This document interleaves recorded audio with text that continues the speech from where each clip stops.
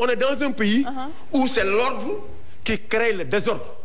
Mais est-ce que mën nañ ko analyser sens boobu parce que tamit quoi qu'on puisse dire professeur wax na ko tout à l'heure nul n'a le droit de mettre en danger la vie d'autrui ñu gis État du Sénégal remarqué ne que am na ay tests yoo xamante ne professeurs yi ils ont été testés positifs wax ne ko dogal jël nañ ko pour renvoyer lii di école est-ce que alors dans ce sens président mën nañ jàpp ne que tâtonnement la de la part de l'État du Sénégal. Bon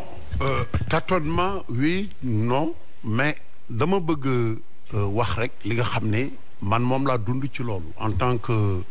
Sénégalais en tant que parent d'élève 2 semaines avant ouverture bi le ministre Mamadou Talla sama téléphone bu ñëwoon woo naa ko plusieurs fois il décroche pas son téléphone envoyé naa ko message il ne me rappelle pas te man dama ko daan fekk Mantes la Jolie nekk seen patron ñëw di campagne si li may wax da moom moo ko moom ma dem ci Aly Ngouille Ndiaye ni ko neel président de la République Moustapha Cissé Lo est contre l'ouverture des classes doomam du jàngi man sama doom day doublé kenn du ma indil feebar di ma rey Aly Ngouille ngi may dégg n'ouvrez pas les écoles ñu lànk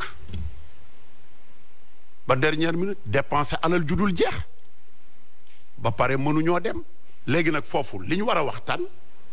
bu leen ko fab sëf ko état rek bàyyi xam nga li ma doon waxtaan ak suma xarit bi Sénégal Macky Sall rek moomu ko Aly Ngouille rek moomu ko Talla moomu ko ma nga woon France Diourbel la doon jàngale ba mu yàgg mu dem France ngóor gee ko delloo si nekkoon du ñëw bu ñu amul woon ngóor mu mën a nekk ministre du ñibbisi il faut que ça soit clair mais seen syndicat yi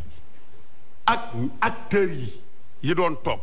mësuma dégg ñu ne bu ñu tëj classe yi man rek maa ko xeex ni leen kenn waru koo ubbi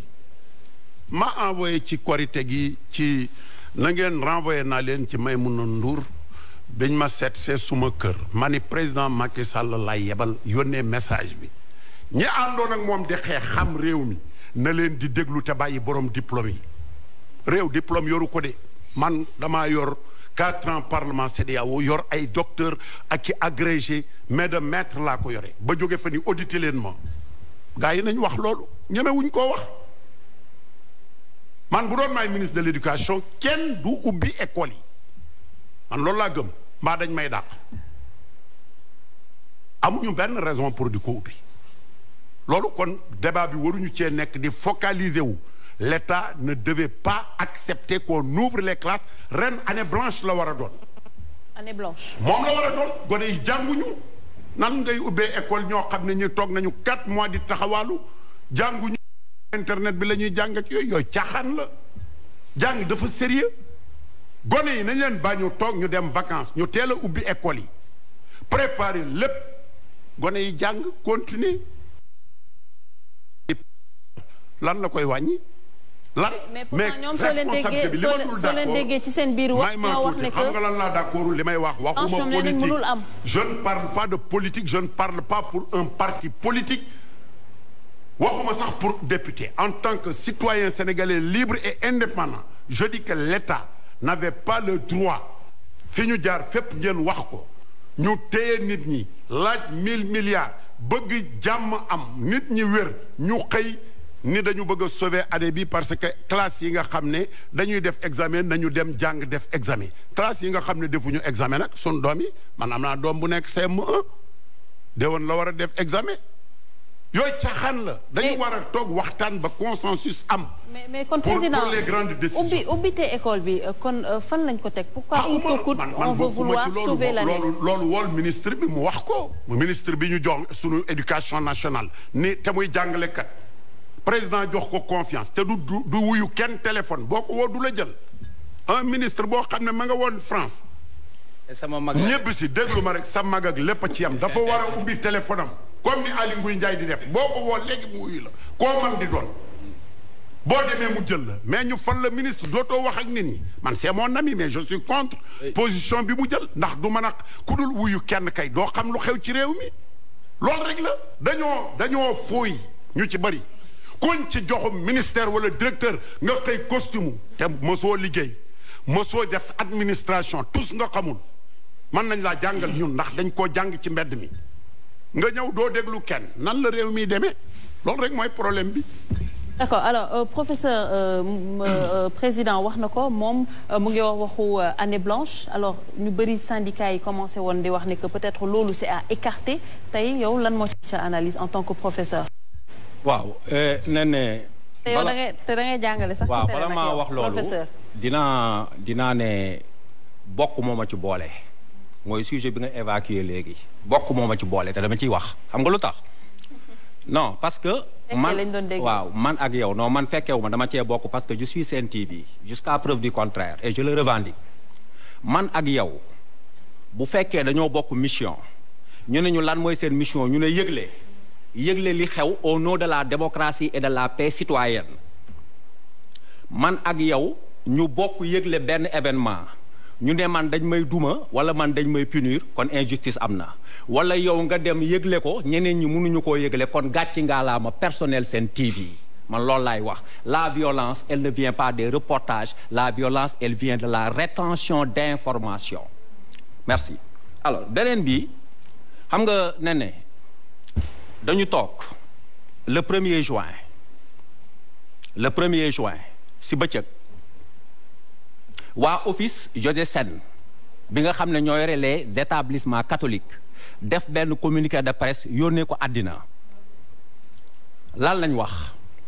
ñu ne nos écoles ne sont pas prêtes pour recevoir les élèves pour la date du 2 juin ñu ne leen lan moo tax ñu ne pour non respect du protocole sanitaire par les responsables dédiés on a fait des enquêtes on a interviewé personnellement des responsables wane nañ ni même bu fekkee jox nañ leen lañ leen waroon jox ci mesures barrières yi doyul loolu c'est le 1er juin ci bëccëg le 1er juin à 23h40 du haut de sa haute tour de l'immeuble de Diamniadio le ministre de l'éducation nationale Mamadou Talla sort son communiqué ñu ngi ci benn juin bi ku gisul rapport boobu noonu di wax ay enseignants yu infectés da ngaa mënta lire l'histoire qu'est-ce qu'il dit mu ne des cas du personnel enseignant testé positif au Covid-19 ont été enregistrés dans la région de Ziguinchor ñu ne ko monsieur le ministre luy xew mu ne le président de la République reporte xam nga non man j'ai envie de pleurer quoi. non nee na xam nga yabaate weesuwul comme li président wax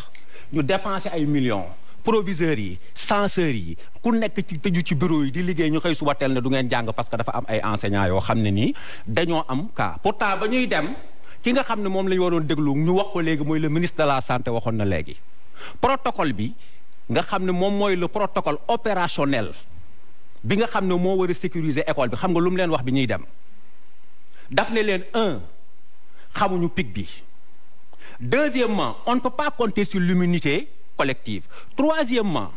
même si vous respectez fondamentalement toutes les décisions raxas loxo yeeg lépp il n'est pas exclu que le virus sera propagé dans l'école quand on n'a pas écouté les enseignants on n'a pas écouté la science quand on n'écoute pas le savoir et la science doo mën a dem ma wax la lan moo tax ñu daw seen date bi li école privée yi wax la d'abord école privée yooyu ça fait plus de 20 établissements j'ai interrogé les dirigeants. Ah bon? Plus de oui. Ils ont reculé parce que école privée génne na note. En tout cas bokk na ci xoolal correspondant bi école privée le premier la ñu wax le ministre le même premier à 23h40 ces enseignants ont été testés quand? Le 29. te résultat test yi le directeur de l'Institut Pasteur Alpha Sall nee na résultat test Ziguinchor yi ñëwatul Dakar on peut le connaître sur place ñu téye ko le 29 téye ko le 30 téye ko le 31 téye ko le premier ba le premier ñu doog ko génne xam nga lan moo tax ubbi wuñ école yi wax dëgg yàlla c'est parce que dañoo parewul